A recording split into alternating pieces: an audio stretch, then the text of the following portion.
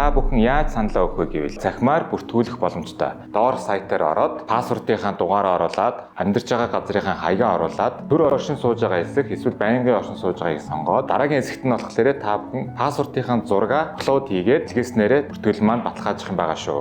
6 сарын 15-наас өмнө амжиж 6 сарын 14 сүүлийн өдөр амжиж та бүхэн захимаар 100% бүртгүүлээд саналаа өгөх боломжтой шүү. Бичлэн санал өгөх өдрүүд нь бол 6 сарын 20-оос 23-ны хооронд. Пүрэв гарагаас нэм гарагийн хооронд аль нэг өдөр нь та очоод саналаа өгөх боломжтой шүү. Тэгэхээр яагаад та бүхэн энэ удаагийн сонгуульд идэвхтэй оролцох хэрэгтэй вэ гэвэл дараагийн Явсан их хурлын 126 гишүүний 48 нь гадаадтайгаа иргэдийг бас төлөөлдөг. Та бүхний асуудал, бэрхшээл, зовлон, жаргалыг энэ бүгдийг төрийн бодлого суулгах ийм үүрэгтэй 48 гишүүнтэй болох юм аа. Та бүхэн энэ удаагийн сонгуульд маш идэвхтэй бүртгүүлж, маш идэвхтэй саналаа өгөхийг та бүхнээс уриалж байна.